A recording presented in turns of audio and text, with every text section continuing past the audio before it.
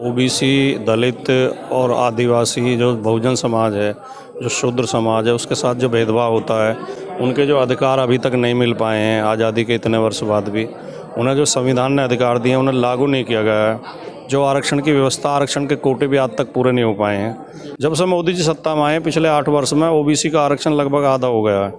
OBC ज़्यादा अंक पाके अभी सेलेक्ट नहीं हो पा रहे हैं और जनरल कास्ट के लोग कम अंक पाके सेलेक्ट हो रहे हैं।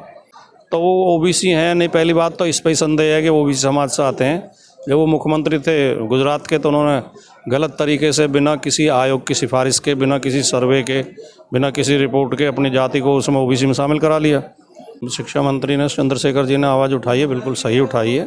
किसी जाति को आप नीच कहेंगे, अधम कहेंगे, उन पर आप शिक्षा पे प्रतिबंध लगाएंगे, वो जो चौपाई है वो बहुत ही शर्मनाक और निंदनीय है।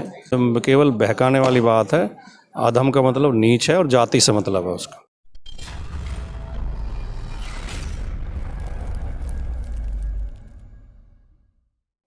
जोहार साथियों, नमस्कार। मैं उपेंद्र यादव इस वक्त मैं देश की राजधानी दिल्ली के कॉन्स्टिट्यूशन क्लब ऑफ इंडिया में मौजूद हूँ। यहाँ पर आज 29 जनवरी को, जैसा कि आपको हम बता दें कि 29 जनवरी को ओबीसी महासभा के तत्वाधान में भारत की प्रथम महिला शिक्षिका राष्ट्रमाता सावित्रीबाई फुले, फातिमा शेख एवं जननायक कर्पूरी ठाकुर जी का संयुक्त जयंती मनाया गया और इसमें ओबीसी समाज के लोग यहाँ जुड़े और देश के कोने कोने से लोग यहाँ आए।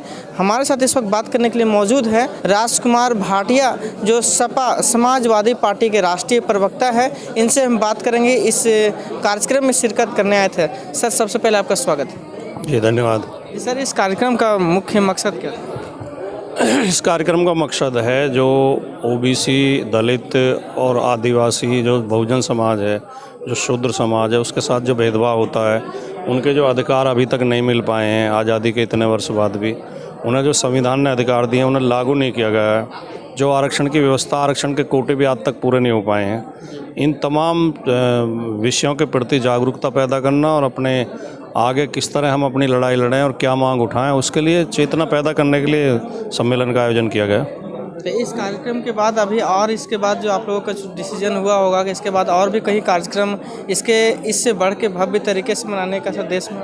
हाँ, आज भी घोषणा की गई कार्यक्रम में ओबीसी महासभा और दूसरे संगठन भी जो जुड़े हुए हैं वो सब जगह जगह कार्यक्रम आयोजित कर रहे हैं। मेरे पास भी 2-3 जगह से निमंत्रण है अभी इसी तरह के कार्यक्रमों के। 27 फरवरी को राजस्थान में बहुत बड़ा कार्यक्रम है और इस तरह के महाराष्ट्र में भी अभी कार्यक्रम होना है, मध्य प्रदेश में भी होना है। तो ये जागरूकता पैदा करने का काम कर रहे हैं जो जागरूक लोग हैं। और सर, देश के जो वरिष्ठ कुर्सी पे बैठे हुए हैं माननीय नरेंद्र मोदी, वो भी ओबीसी समाज से आते हैं। क्या आपको लगता है कि वो उस उच्च पद पर बैठे और वो इन कार्यों को नहीं कर रहे हैं अपने समाज के लिए? नहीं, कौन किस समाज से आता है ये ज़्यादा महत्वपूर्ण नहीं है। उस समाज के दर्द को कितना महसूस करता है ये ज़्यादा महत्वपूर्ण है। उस समाज की समस्याओं को कितना समझता है और उन समस्याओं को दूर करने के लिए क्या करता है। जब से मोदी जी सत्ता में आए पिछले 8 वर्ष में ओबीसी का आरक्षण लगभग आधा हो गया है। आज स्थितियां ये हैं कि जिन भी परीक्षाओं के परिणाम आ रहे हैं उनमें ओबीसी ज़्यादा अंक पाके अभी सेलेक्ट नहीं हो पा रहे हैं और जनरल कास्ट के लोग कम अंक पाके सेलेक्ट हो रहे हैं। तो उन्होंने काम तो किया है उन्हीं लोगों के लिए, ओबीसी का तो उन्होंने हक मारे हैं। तो वो ओबीसी हैं नहीं, पहली बात तो इस पर ही संदेह है कि ओबीसी समाज से आते हैं। जब वो मुख्यमंत्री थे गुजरात के तो उन्होंने गलत तरीके से बिना किसी आयोग की सिफारिश के, बिना किसी सर्वे के, बिना किसी रिपोर्ट के अपनी जाति को उसमें ओबीसी में शामिल करा लिया। ये देखिए, इस भेद को भी समझने की ज़रूरत है। लोहा जो पीटने का काम करता है, लोहार का काम करता है, वो ओबीसी में आता है। जो लोहे का व्यापारी है वो ओबीसी में नहीं आता। तो अगर लोहे का व्यापारी आएगा तो टाटा जैसे लोग भी शामिल हो जाएंगे फिर तो। इसी तरह जो तेल निकालने का काम करते हैं, तेली, वो ओबीसी में आते हैं। ये तेल के व्यापारी हैं, इनकी जाति जो, तो ओबीसी में नहीं आते। इन्होंने गलत तरीके से तेली लिख के तेल का व्यापार करिए, व्यापारी की श्रेणी में आते हैं। तो वो नहीं है। और उनके मन में कोई उसके प्रति भावना, ओबीसी समाज की समस्याओं के प्रति जागरूकता कुछ नहीं है। वो उन्होंने कुछ नहीं किया आज तक ओबीसी समाज के लिए। जिस प्रकार से सर अभी काफ़ी चर्चाएं होती रही आज सर देश भर में कि बिहार के शिक्षा मंत्री चंद्रशेखर के द्वारा जो बयान दिया गया रामचरितमानस को लेकर के, और तमाम देश के खबरें और मीडिया ने दिखाया इस चीज़ को, और एक बौखलाहट से मच गई सर इस विषय में। नहीं, उन्होंने जो शिक्षा मंत्री ने, चंद्रशेखर जी ने आवाज़ उठाई है, बिल्कुल सही उठाई है। किसी जाति को आप नीच कहेंगे, अधम कहेंगे, उन पर आप शिक्षा पे प्रतिबंध लगाएंगे, वो जो चौपाई है वो बहुत ही शर्मनाक और निंदनीय है कि अधम जात में विद्या पाए, भयउ जथा अहि दूध पिलाए। इसे कौन स्वीकार कर सकता है आज के जागरूक युग में।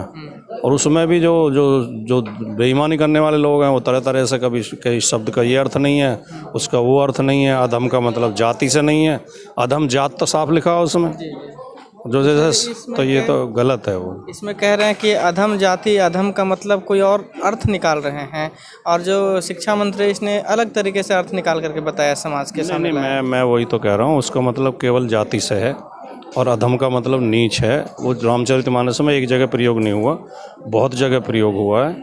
उस सबरी के मुंह से भी कहलवाया है कि के विधि स्तुति करो तुम्हारी, अधम जात में जड़मत भारी।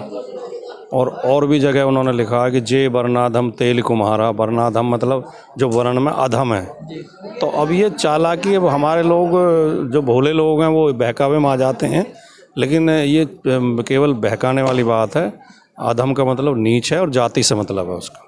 चलो ठीक। चलिए, बहुत बहुत शुक्रिया सर बात करने के लिए। इसके बाद आपकी प्रतिक्रिया क्या रहेगी, आप अपनी प्रतिक्रिया कमेंट बॉक्स में देखें, जरूर दें। और अगर आप फेसबुक पेज पे देख रहे हैं तो पेज को फॉलो करें, और यूट्यूब में देख रहे हैं तो यूट्यूब चैनल को सब्सक्राइब करें। बहुत बहुत धन्यवाद साथियों।